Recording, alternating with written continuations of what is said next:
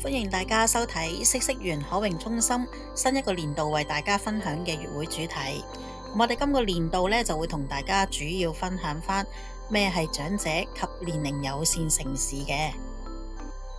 早喺20年前，即係2005年呢，世界衛生組織呢就已經開展咗全球長者及年齡友善城市計劃。長者友善社區所強調嘅呢，就係長者能夠喺一個友善嘅社區中生活啦，發揮所長，唔會被環境所限嘅。而長者友善城市呢，亦都並非只係友善長者嘅。一個安全同埋無障礙嘅社區環境呢，係應該能夠便利到各個唔同嘅年齡層市民外出活動嘅。從廣義嚟講，長者友善城市呢，就係能夠讓所有年齡人士受惠嘅。根據香港政府統計數字顯示咧，喺2021年咧，65歲或以上嘅長者係共有145萬人度嘅，咁即係平均咧6個人裏邊有1個係長者，而推敲到2039年咧，就平均每3個人咧就有1個係長者嚟噶啦。咁行政長官2024年嘅施政報告中都有指出嘅，希望咧都係我哋可以致力建設長者及年齡友善城市。咁我哋睇翻啦，中心係屬於觀塘區嘅，咁所以喺2020年嘅統計數字咧，顯示觀塘區居住嘅長者人數咧有大約127700人。咁睇到人口老化嘅問題啦，咁我哋點樣可以做到長者和年齡友善城市呢？咁其實講緊就係有8個範疇嘅。第一，室外空間和建築；第二，社會參與；第三，社區與健康服務；第四，交通；第五，房屋；第六，公民參與和就業；第七，尊重與社會包容；第八，信息交流嘅。今個月嘅月訊主題呢，就同大家率先分享室內空間和建築。室外空間和建築所指嘅呢，就係有乾淨啦、舒適、安全嘅綠化環境啦，同埋有寬敞嘅休憩空間，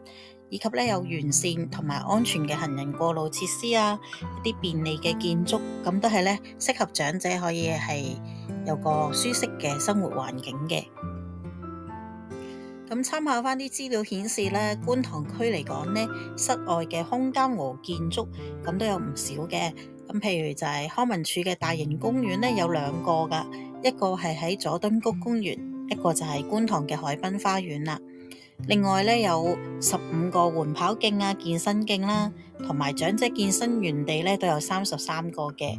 咁另外呢，都有191處咧有公共設施係設有無障礙設施嘅喎。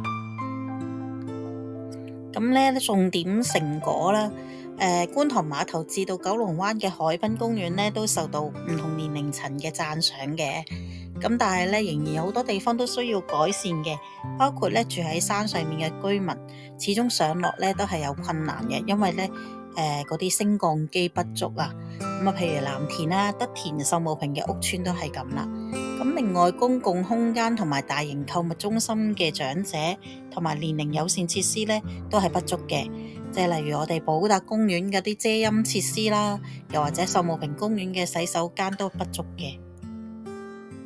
路政署喺2012年嘅時候咧已經實行咗人人暢道通行計劃，咁咧就係啲公共行人天橋啦、高架行人道同埋行人隧道等公共行人通道咧，就加建一啲無障礙設施嘅，例如升降機啊、斜道咁樣。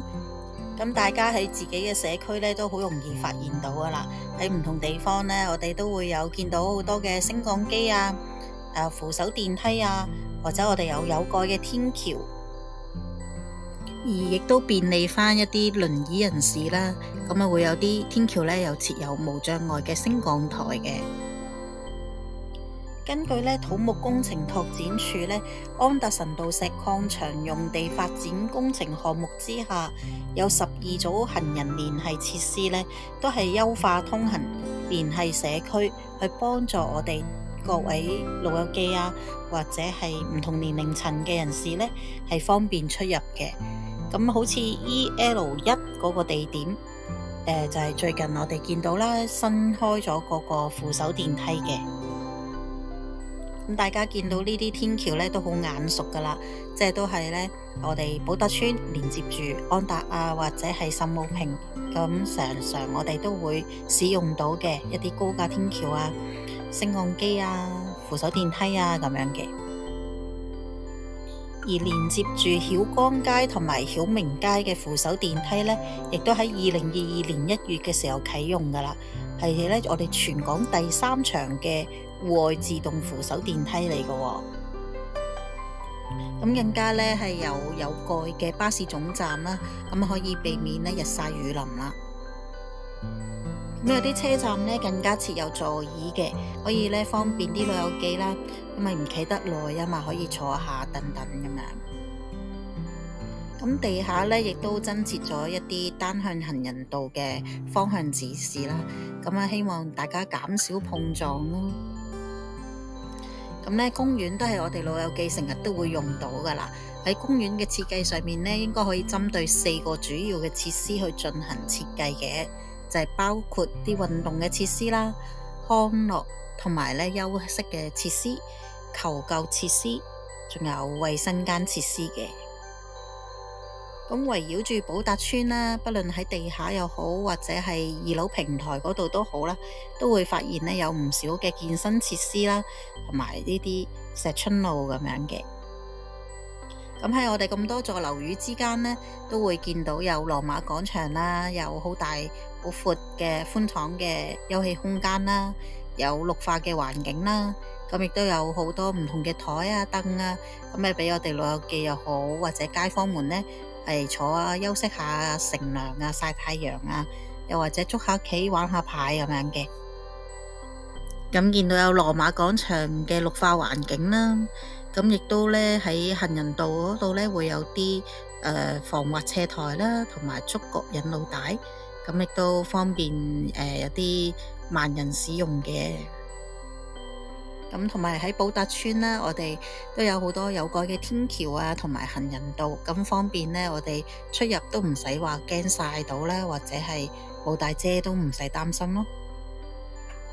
而且呢，我哋有好多唔同嘅街燈嘅，咁啊，就算呢，我哋老友記半夜3、4點落去做運動呢，都唔使話怕黑麻麻啦。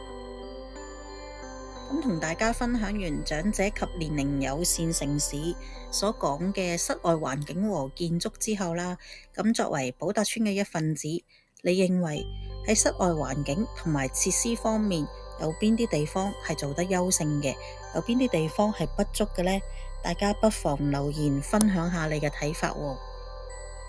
多謝大家收看。